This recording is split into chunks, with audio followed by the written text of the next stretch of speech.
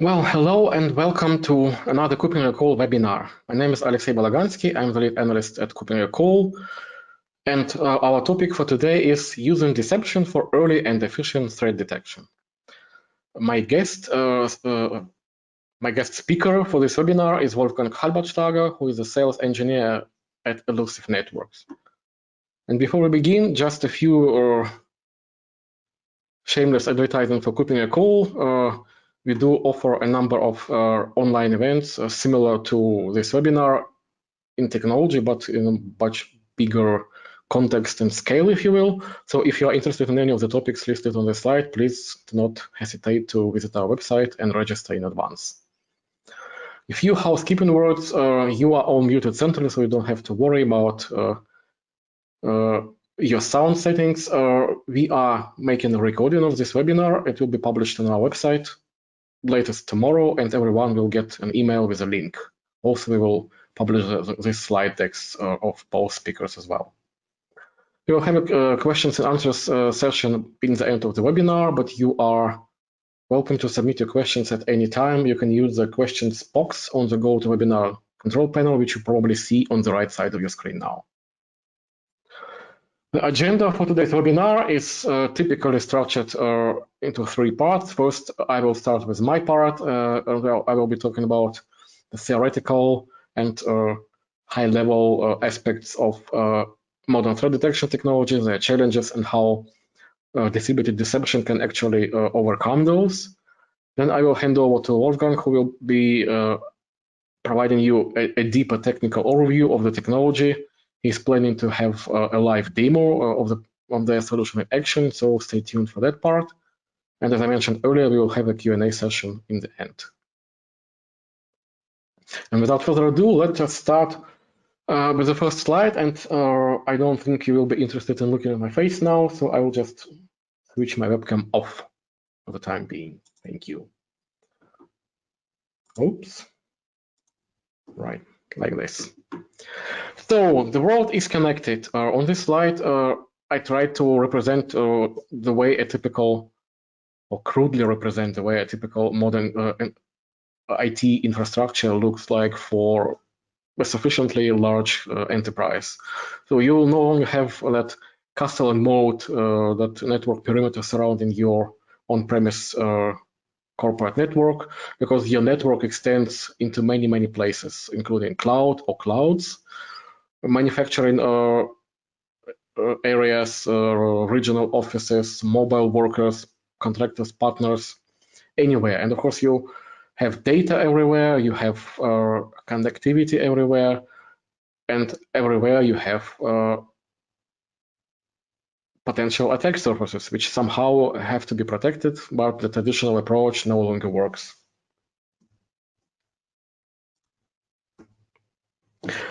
And quite a few years ago, this has led to the quote-unquote great paradigm shift in cybersecurity.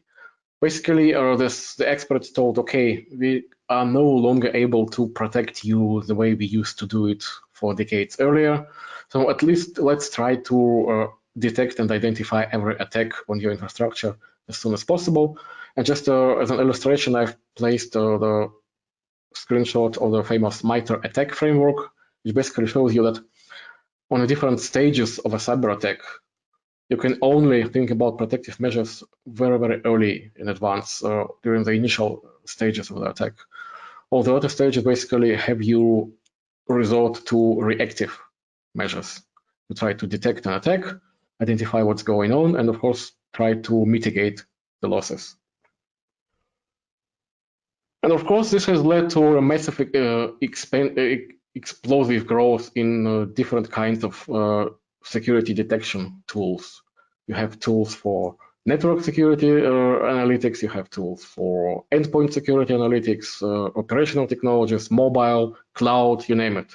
And basically, if we overlay our first slide with some of those security tools, it will have lots of disjointed, disconnected security tools deployed across your IT landscape. And all of them typically report to a central repository of security information and event, the SIEM, in the Security Operations Center. And of course, you have a person or some persons, security experts who are tasked to responding to those security detections. And unfortunately, more often than not, they are extremely overwhelmed because they are getting way too many security alerts. On this slide, I've listed a few general challenges, like why those SIEM tools and other traditional detection, security detection tools not work quite as well as they were expected to. Well, as I mentioned, first of all, in a sufficiently large company, they simply generate too many alerts. We are talking about millions of alerts daily.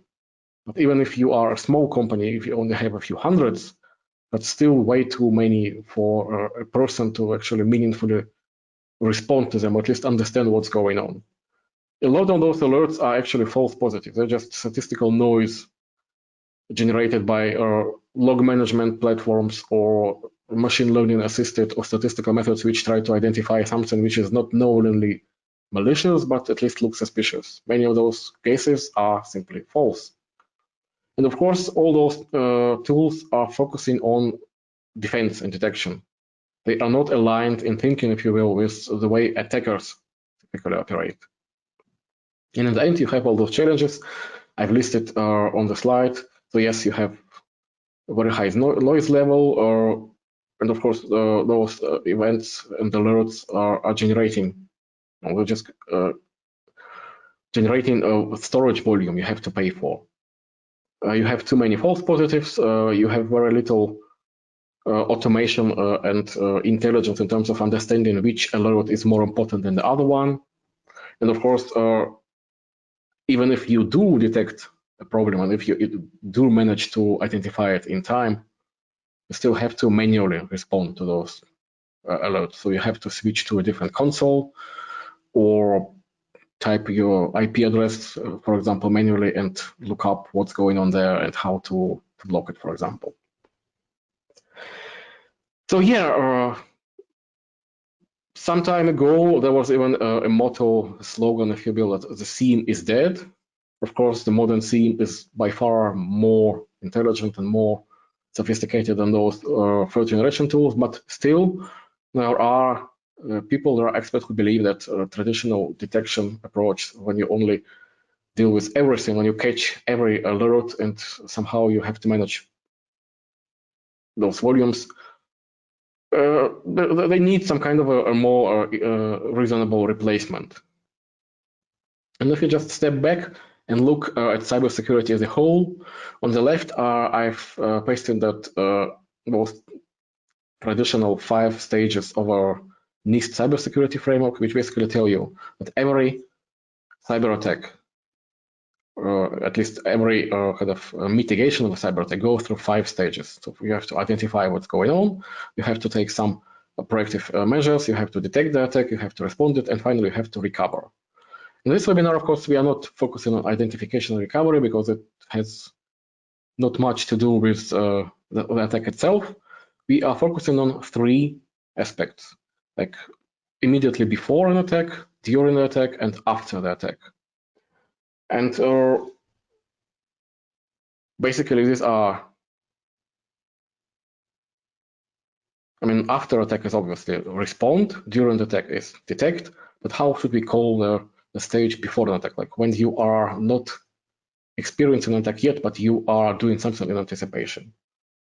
Preempt, maybe harden, something like that. There is no established term, but let's just say preempt. If we take another step back and look at the whole kind of idea, why are you actually protecting your IT infrastructure from an attack? In the end, it's all about securing your business data.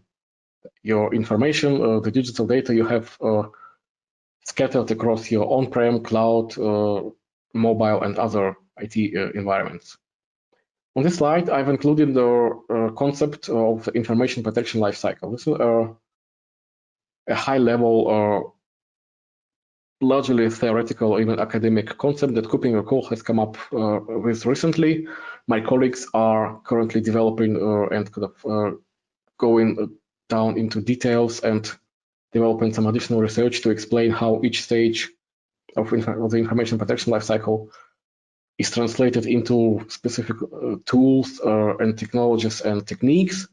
But it's really important to highlight that you start protecting your data even before you acquire the data, and you have to do it actually through the whole life cycle, and then you have to even think about it after you dispose it, at least until you safely dispose of the data. And some of the technologies which are involved are listed on the right side. So you obviously have to secure the data in place. So you have to encrypt it. You have to control access to the data. You have to detect what's going on around it.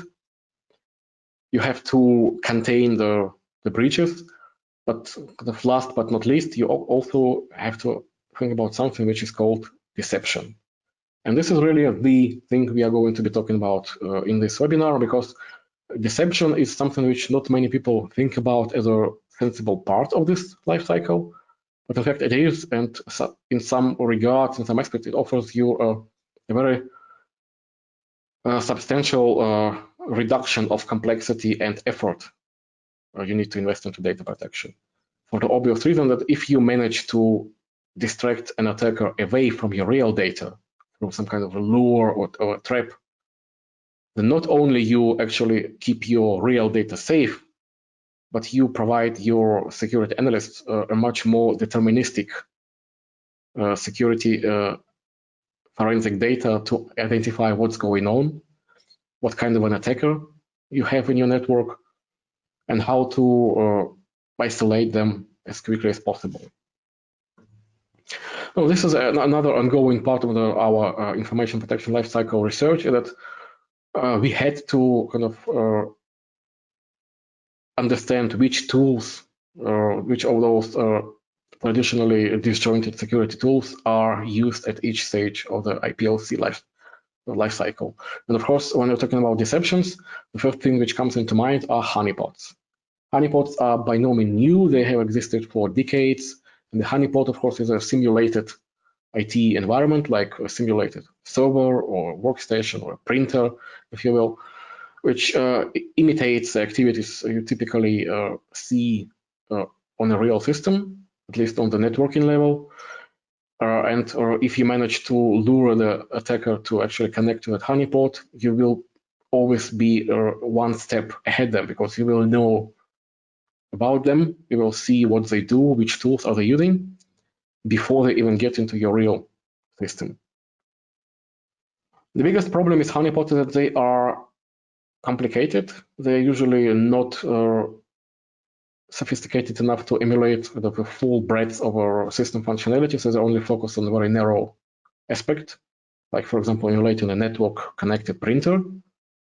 And of course, if you have many, it's extremely difficult to maintain an overview of what's going on across all of them. This is why the next logical step was distributed deception. This is the approach I would probably call it honeypots on steroids. So if this is like a crude representation of your existing corporate network, where you have workstations, servers, storage, and so on, you leave a lot of traces on those systems, cached credentials, or stored passwords, like links to remote desktop sessions to your server, and so on. So when a hacker gets access to an initial entry point to your system, he will actively look for those breadcrumbs. And those breadcrumbs allow him, instead of wandering through your network blindly, to target the next important system and then the next one, and they will pivot directly to your crown jewels on the right, if you will, the database with your financial information or customers and so on. The question is, how do you deal with it? Well, deception gives you three major, distributed deception gives you three major advantages. First of all, you start thinking like the attacker.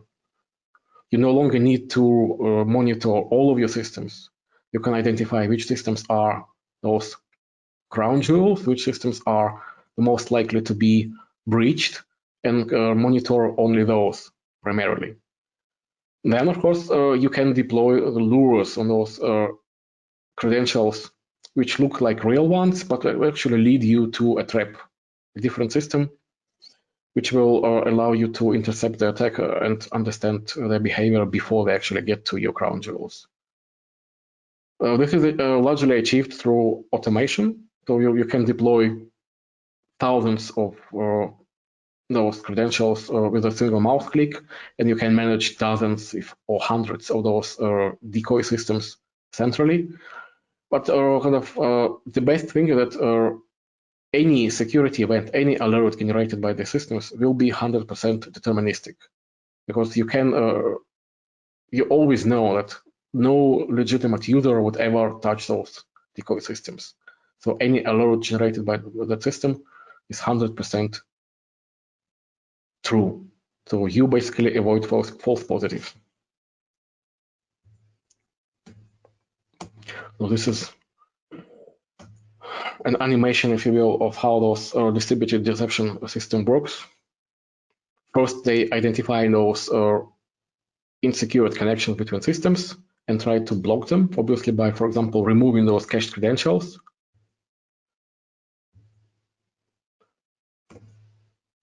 Then they deploy the traps, and the trap can be just a simple or fake configuration file for your remote desktop tool deployed on your normal workstation, which will lure the attacker to a decoy system. Or it could be a fake administrator password. And of course, if someone tries to log in with that password, it will trigger an alert on your Active Directory server. This basically means that the hacker's job is now not as easy as before, because he is helplessly lost among the trees. He is lost, he is driven away from the crown jewels into a trap, and there he will stay, letting your security expert to react as quickly as possible. So it sounds almost too good to be true, and in fact, I've heard some people honestly believing that distributed deception replaces all the traditional security. Well, it doesn't. So it's not that eierlegende Wollmilchsau, as the Germans say. So it's not I lay milk and a woolly pig, which you can see on the screen. It does not replace your endpoint protection detection system. It does not replace your network detection and response system. It doesn't imply that you no longer need privilege management or strong authentication. You still do, but it gives you two huge improvements. First of all, at least a well-designed distributed deception system integrates with all of those solutions and gives you a true single pane of glass visibility into what's going on in your system, both from the point of view of a security expert and from the point of view of a potential attacker. And second, as I mentioned, it gives you this nice combination of statistical and deterministic approaches. So on one hand, you can detect anything you want. If you really are looking for detecting every kind of alert and you have enough manpower to react to all of those. On the other hand, it will give you 100% risk score to those deterministic detections, so that you can always start with an easy one. So yes, distributed deception does not replace all of those, but it complements and improves all of those existing security tools. And this is my slide, my last slide for today, with some key takeaways. So yeah, traditional perimeter security is no longer with us. It has been dead for decades.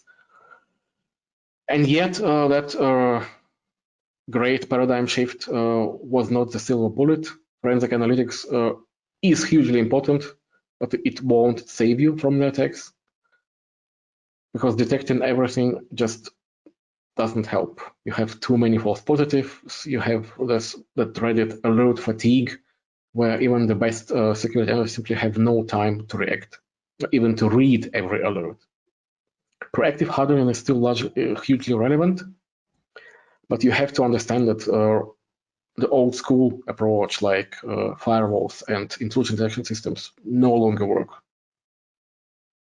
And here, this is where distributed deception gives you that 100% deterministic risk score. So you no longer have that probability from 0 to 100%, it's always either 0 or 100%, because it aligns with the way hackers operate, not legitimate users. And last but not least, integration is the key. So yes, a distributed deception system is great, but only if it operates in accord with all your existing security infrastructure. And with that, I guess we should give the stage to Wolfgang, who will be diving into a much more technical overview of his company's distributed deception solution. It will actually show you how it works in real life. Yeah, welcome to our webinar. I will guide you through the presentation now for Illusive Networks, and it will also be a part of a real demo environment. So really appreciate that you are joined the webinar. Yeah, my name is Wolfgang Halbartschlager. I'm the sales engineer for Illusive Networks for EMEA. But I will do it in the same way. I will switch off the camera now, so not to disturb the presentation screen. So let's jump into what I will show today. So first of all, we will have a short slide like who is Illusive Networks. Then we will jump, as Alexei told you already, we should think like an attacker. So we are jumping into the mindset of an attacker. Then we will talk about how Illusive can solve these issues, these problems, this attack detection, the active defense. And then we will jump into a product demo and into a short summary. So first of all, Illusive is a Team8 company founded from Team8. I guess many of you know them already. Team8 also from Israel, from Tel Aviv, ex-military guys. And yeah, we are a cybersecurity startup. You can see we already have a lot of customers here, the top global largest financial, pharma, legal retailers and different branches for sure. Alexei mentioned already also integrations. We are just listing now some of them here in the partner slide. And some of them are also like investors into Illusive. We also got a lot of awards meanwhile. Also, we picked some of them here to show you that up. So now let's jump directly into the engineering part. So put on your hoodie if you have one, and now let's jump into the attacker mindset. So jump into inside of an attack. So first of all, the first step is some endpoint got breached. So think about HR department, they clicked on a CV, there is a remote tunnel opening up and someone breached your Windows 10 system in your company. So that's one of the first basic steps.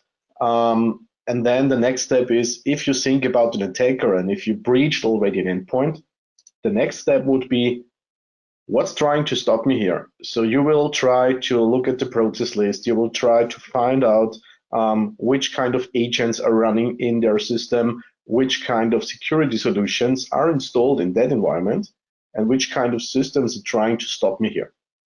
If you identified, let's say, EDR, AV, or whatever you have in place here, you will search for ways to bypass it because the attacker always wants to stay below the detection level. So he wants to stay undetected.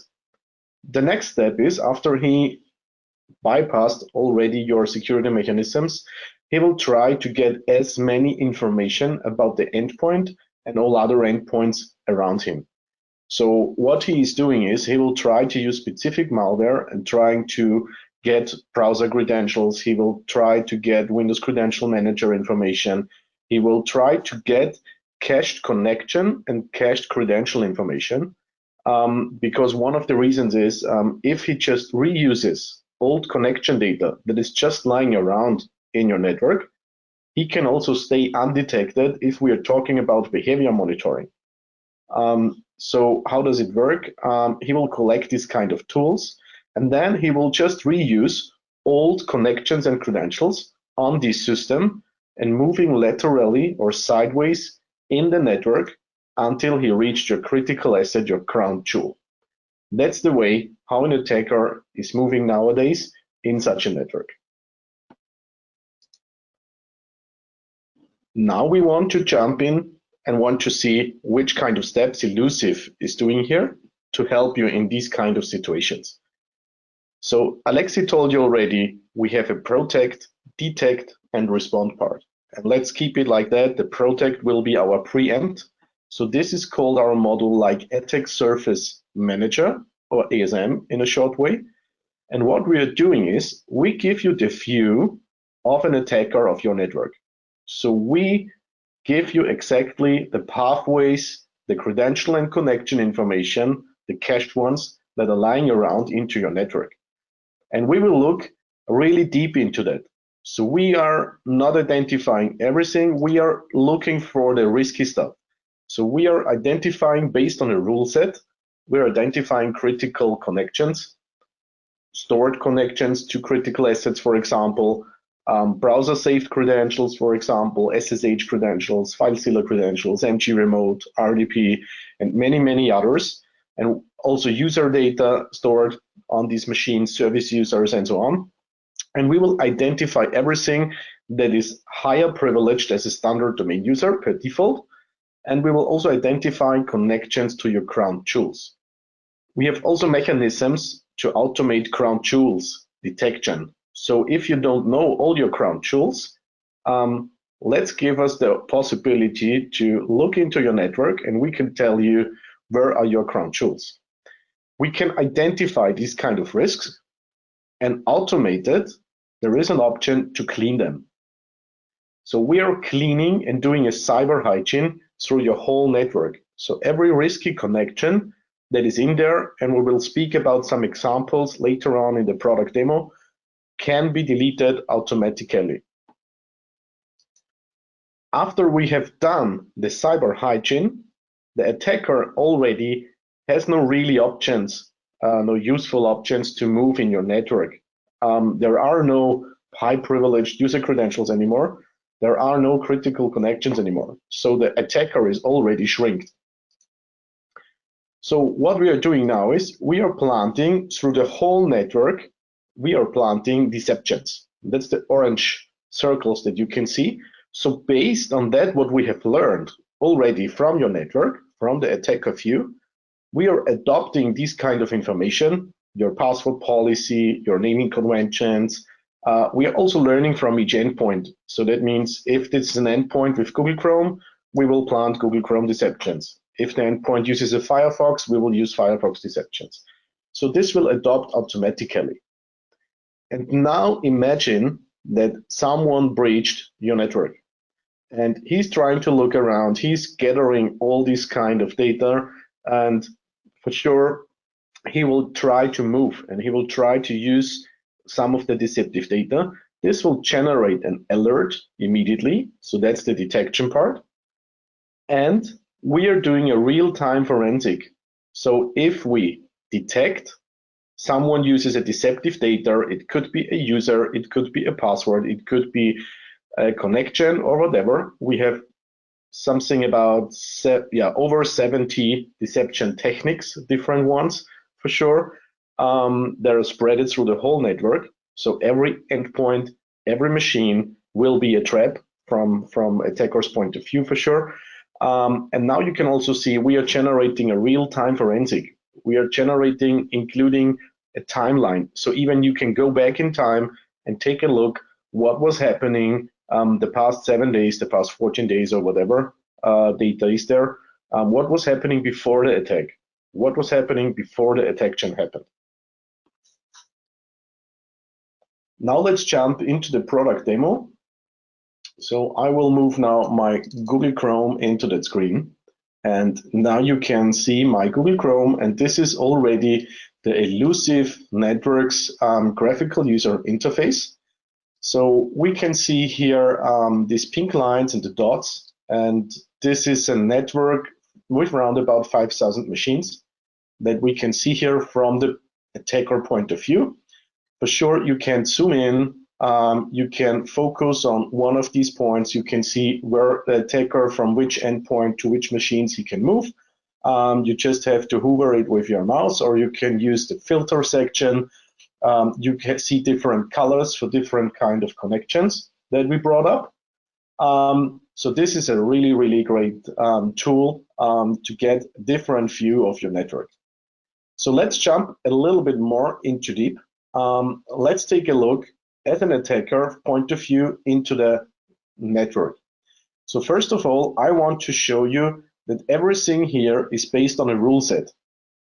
We are automatically suggesting rules, so the system is learning from your network, and we are suggesting rules, so you don't have to think about that.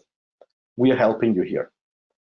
If you want to change something in the rule set, this is also easy to do. So you just click on the edit button, and you can see we can do exceptions based on hosts, based on organizational units. We can do exceptions based on user groups, based on users. And for sure, we can also control per rule which type of things should be cleaned up automatically. And you can also set up a reporting. So if there is a new violation, you can connect it to your SIEM, you can connect it to your reporting engine. This kind of rule set is available for different categories for sure. So now let's jump into these type of categories. So first thing is here, you can see Asia privileged identities. So what we are doing here, we are mapping, let's say, the relationship between the on-premise stuff and the cloud stuff. So let's assume you have a domain user on-premise, and this domain user has special permissions in your Azure Active Directory or Azure infrastructure. So maybe it's a deployment user, a developer user. So it's a standard on-premise domain user, but he can shut down, start up, delete, and add machines in your Azure infrastructure. So this is a high critical user then. And now we are binding them together, and we can show the relation and where this user is spreaded in your on-prem environment too. So you know exactly which critical and high critical or high privileged users you have in your environment and where they are spreaded. So for a hybrid option, this is a very, very useful stuff to know how this is related. For the domain user credentials, for example, you can see there are different kind of examples. The first line will show you that somebody stored on computer 24 user credentials for user 267 in the Windows Credential Manager for an RDP session. And if we take a look to the user, you can see it's a domain admin. So this is really high critical stuff. So as an attacker, if I land on that machine, I can just use that. I can just use the domain admin. You can also see we can add it here to the cleaning queue manually, or we can also do it as promised in a scheduled way. So we are cleaning up your environment automatically.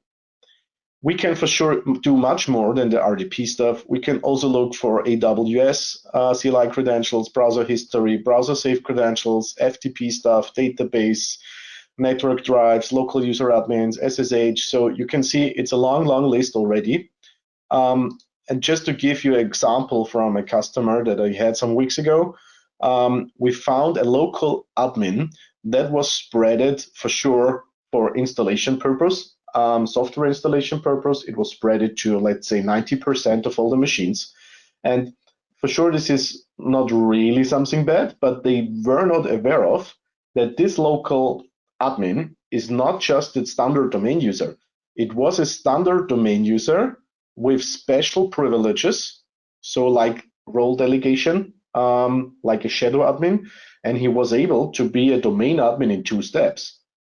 So this was very critical. So in that case, if an attacker lands on one of their 90% of machines, the attacker needs just 2 steps to be a domain admin.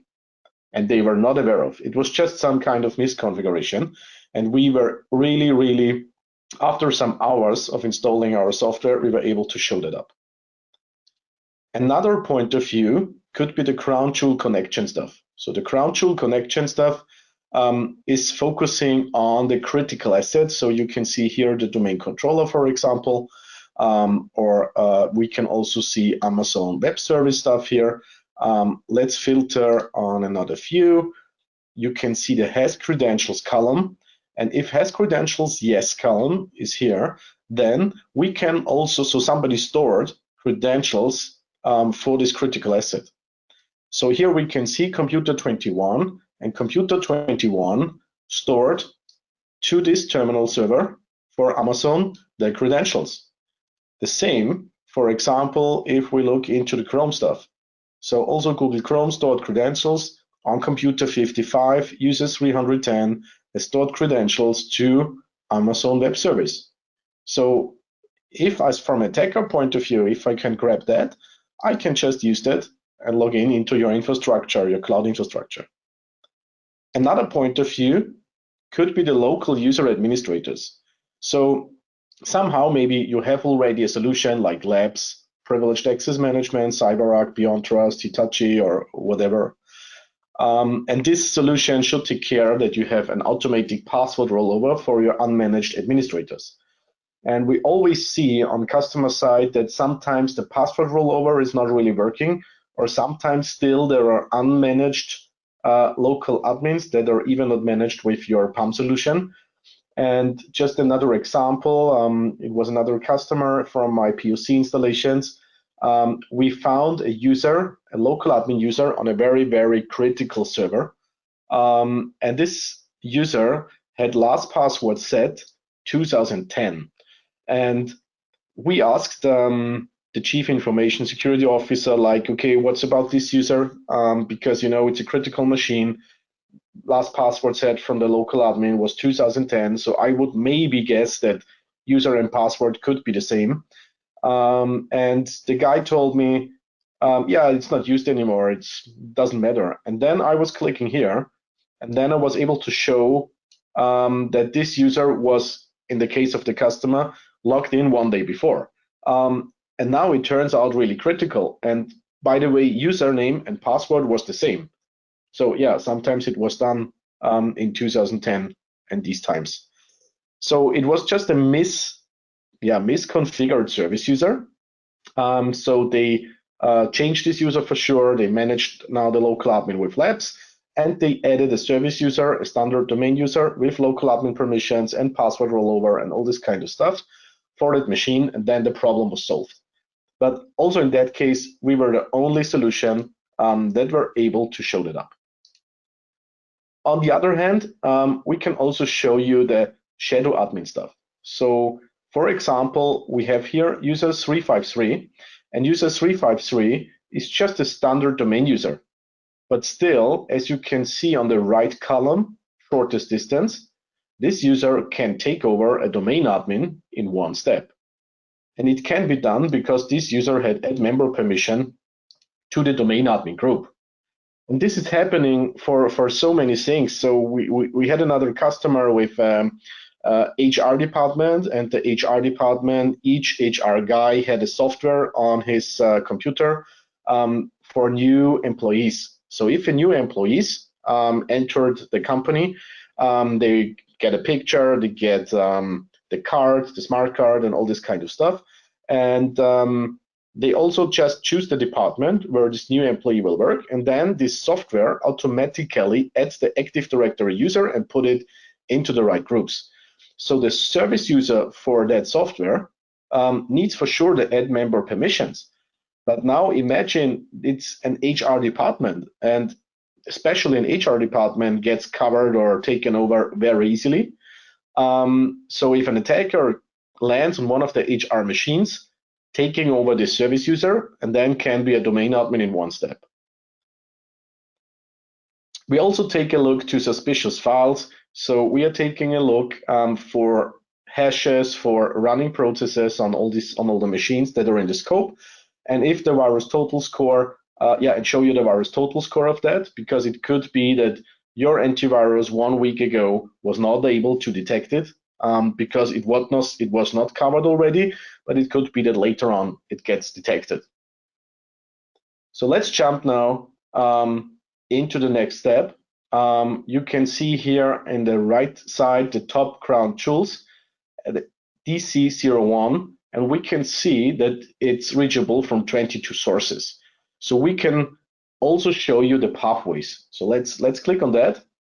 And now you can see the domain controller on the right side, the ILO DC01. And I'm increasing the scope now. So now we can give you the view how an attacker can move in your network. So in how many steps he can reach your critical asset. And now think about all the all the violations that I was able to show you now, the saved RDP credentials, the SSH credentials, the task scheduler stuff, so everything that I was showing to you, we are cleaning them. So we can clean that up per click, or we can do that automatically. So we are doing the cyber hygiene in your network. And now you can see it's not reducing the risk already. It's also like the attacker has no option anymore to move sideways or laterally in your network.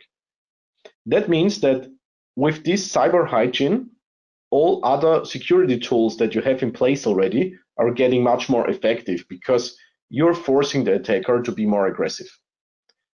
The next step will be that I'm clicking on the deploy deception button. So you can see the progress bar in the bottom right.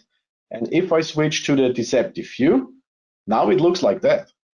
And for sure, the attacker has no idea what's deceptive and what's real. Because in the way how we plant deceptions, it will be really, really, really authentic based on that, what we have learned. For sure, if your SOC team or your incident response team wants to know which is deceptive and which not, we can highlight it, and then you can see which deceptive connections are there. So from the incident response team, this is not an issue. They know exactly what's deceptive and what's not. Only the attacker point of view is like they had no idea what's happening here. The attacker now touches a deceptive connection or a deceptive user, and then we have the red blinking icon here. So it will generate an incident. And that means it will do automatically a source-based real-time forensic from that source endpoint. And if we jump into that, let's click on some of the incidents. We can see there was a share access and there was RDP access, so multiple events summarized in one incident. If I scroll down a little bit, we can see the triggering process. We can see system information, which user profiles are there. We can see a desktop screenshot if you like to do so. It's an optional stuff. We can also get risk insights, process information. We can get command prompt history. We can get PowerShell history and all this crazy stuff just with a click. So for your incident response team and the respond part here, this will help you in a really fast way to reduce your incident response time, because this forensic is great to read. It brings you up all the necessary things, and even with a forensic timeline. So if you want to go back in time, you open up the timeline. It's UTC based for sure, as it should be. And you can see here the share event. And before we have the share event, I just scroll down a little bit, down, and we can see there is the command exe. We can see there is an evil exe. The evil exe is phoning home. If we go back a little bit more, we can see here that the evil exe phoned home, and then there was a Mimikatz executable. We can also see there was a DNSA record query. So we can really go into details and give you all the data that is necessary to do your incident response. And for sure, you can connect it to your SOAR and to all of these stuff. So switching back to the presentation. So what does this mean? This does mean, okay, we are reducing your attack surface, giving you the view of an attacker. We are planting deceptions, fake data on the whole network. So it doesn't matter where the breach will happen, the attacker will be confronted with deceptions from the beginning. And for sure, we are collecting forensic information from the source-based endpoint. And we are doing that with all these three modules, with the preempt, detect, respond. So we are covering the protect, detect, and respond surface here, with the attack surface manager, with the attack detection system, and for sure with our attack intelligence system. So that's from my side, and I hope you enjoyed it, and I guess it's now time for some questions. Well, thank you very much, Wolfgang. Indeed, let's just quickly switch back to the Q&A session. And maybe this is exactly the time where we can share our webcams again. just to say hi to our audience and ensure that we are here live to listen to your questions. And indeed, we already have a couple. Let me just quickly read them aloud for you, Wolfgang. It appears that you can flood the system with false credentials and thereby expect the hackers may get to them rather than real credentials. But what if they get to real credentials first? How do you deal with that situation? For sure, it's just a mathematical thing, to be honest. So that's one of the reasons why it's so important to do the attack surface view in the first step, so that we really can take the attacker view. And with that, we already can give you the attacker mindset. So you can really decide, okay, this is how my network looks like from an attacker's perspective. Then we are cleaning it from the real high privilege stuff. So we are cleaning it up front. And then we're adopting our deceptions, and then we are rolling out the deceptions. So it's not like flooding. It's really like, if you know how your network looks like from a attacker perspective, then you can really adopt to that. And then you can adopt the settings, the rules in our system that it will really look authentic for the attacker. So we will not flood it in that way. We will really adopt to your network here. Right. And I guess just kind of to reiterate the important that although we are talking about deception today, your platform is actually not just doing deception alone. That's an important but not the single kind of purpose of it. And indeed, this whole preemptive hardening aspect, even alone without the deception part, is extremely important. Yes. Often overlooked. Right, next question. And I guess it aligns very well with my own impression of your presentation. To me, kind of the most impressive part was that with a single click, you were able to deploy like 63,000 of those credentials. Yeah. Right? So how do you do that quickly? What's the technology behind it? So the technology behind is like, as you can remember, the inside of a tech slide where I talked, okay, the attacker is always trying to find out what's trying to stop me and looking for agents. And I can tell you that the whole solution of Illusive is going agentless. So we are doing everything agentless. And now you think, oh, this sounds like magic, but it isn't. It's a very simple stuff. So we are pushing, let's say, a small binary to the endpoints in the scope. And the binary will run for some seconds with very, very low CPU load. So it will not impact your infrastructure. And during it will run for some seconds. And during that, it will take a look for the risks. It will clean up the risk, and it will plant deception. So all these three steps are done agentless with a small binary. And for sure, we have to do it on a scheduled way because the binary, after some seconds, is self-dissolving. So it will be removed. Yeah, it will remove itself. So we have to do that on a scheduled way. So we are pushing out, let's say, this binary every X hours, depending on your network infrastructure and network topology. It's very easy and straightforward. But isn't there a chance of, maybe even a slim one, but a hacker would actually notice you pushing that binary while he is already on the system? So the cool stuff is that we are changing, so it's not exactly, let's say, every X hours. It's always with a random time step. So the attacker do not know upfront when the next deployment will be, for sure. And there is also, let's say, no relation between the deployment and the deception. That's the cool stuff about agentless. Right. Okay, I've got another question, and it's really a head scratcher because I've never thought about it myself. So from a legal perspective, is it really not a problem that you are forcing an attacker to kind of act upon the credentials you've placed yourself? So basically, you are acting as an agent provocateur, as the attendee calls it. So wouldn't it be a problem when the attacker is later, for example, being prosecuted for this action? Because he didn't actually do anything wrong, because he was only hacking through your false credentials. Yeah, he was hacking through the false credentials for sure, but we will get the forensic. So we can really let's say with the forensic, you can even get data, how he was able to breach the endpoint, for example, and what he was doing up front. So I've never heard that question, so it's the first time, to be honest. So I also was not thinking about that too deep.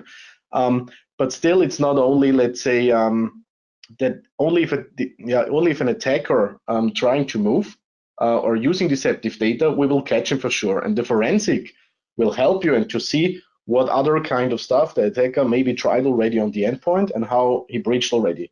And this forensic data, for sure, this is then necessary for the further incident investigation and response. And I guess it also boils down to the kind of the ultimate question: what exactly is your security team's ultimate goal? Is it to catch an attacker and bring him to justice, or is it to protect your crown jewels? If the latter, then kind of legality is only secondary, right? I mean, as long as you are not breaking the law yourself, or the only thing that matters is that you have prevented a data breach, right? But if you are indeed interested in the legal aspects, then I guess yes, again, and we it are not doesn't talking matter about replacing the whole tool chain. Right? Yeah, it doesn't matter for us if it's like, say, an insider, if it's an external guy or whatever. If someone tries to get a data breach or to steal data, or let's say to connect to shares with critical data, and this share is, let's say, a deceptive share, we just give you the forensic and can tell you, okay, from that machine, this user account tried to access this and that. So we give you the forensic, and if you want to, let's say, mitigate or quarantine the host, or if you want to view the attacker a little bit more, that's the decision of the customer. Right. And I guess this also leads nicely into the next question, which, if I may expand from my side a little bit, well, what about integrating this solution to other types of tools? Like the question mentioned SOAR, but there was what about other SIEMs or ticketing tools or forensic and legal hold solutions? How do you build your tool into the existing infrastructure? How does it work together? Yeah, for SOAR, for example, there are already predefined playbooks for the different kind of SOAR solutions out there. We have many different API connection options to different kind of solutions. So integrating in your SIEM so that we can for sure lock everything in your SIEM, and also your SIEM can trigger our solution. So for example, you get an interesting incident and you want to have forensic. And you like the forensic from Illusive Networks, so you want to have Illusive Networks doing the forensic for you. So your SIEM can trigger our solution, and we are doing the forensic for you. That's also an option. So we can integrate, let's say, to keep it short, vice versa, with many different kind of options. If you're interested, which kind of vendors we already integrated and how we can do that, for sure we can do a separate session. Just reach out to KuppingerCole or to us directly, and we will cover that in a session, because that's too much here. Right. That's a really interesting aspect or to discuss sometime, maybe with a customer or one-on-one, because most vendors believe that they offer the best possible UI and the most comprehensive forensic capabilities, but arguably the users, the actual experts, they already have an environment where they want to keep all their forensics. Yeah. And the node that will be their existing tool, not the vendor's tool. So it's really critical and important that this two-way integration is supported. Right. Next question. I guess it's a follow-up for that legal one. So would you recommend disclosing the usage of deception technology in published security policies? Because I guess it's akin to video surveillance, which you have to disclose within the EU, for example. Yeah, it's kind of more a strategy question, I would say. So it depends really on the customer strategy, how he want to play with that. So there are different kind of options. So for sure, also attacker, meanwhile, knows that there could be deceptions in place. So as for that, it's really important that if you choose a deception solution, that this deception solution will be authentic. So even if the attacker, let's say, can imagine that there could be a deception solution in place or whatever, it's very, very important that the deception is really adopting to your network and looking authentic, because then the attacker still has no chance to bypass. Just to add here, we never lost a red team, and we have done many of them meanwhile, and yeah, we never lost it. And if you want to try it, stay in contact with us, contact us, and let's see. Right. Next question. Does your offer, I think, does your real-time forensic product include a service, even optional, to identify the attack source for GRC purpose, legal action, and so on? I didn't get it, Alexei. I had an internet connection issue, I guess, from the line. Right. Can you repeat it? Does your solution incorporate a service, optional or not, to identify the attack source? So I guess, do you provide some kind of additional human service, if you will, on top of the technology to investigate further? Yeah, so like managed service or something like that. So we are working together here with partners all over the world. So like resellers, and they are doing, let's say, managed service with Illusive Networks, and they can for sure help you with incident response. But I just want to add here something else. Our forensic is really, really easy to read.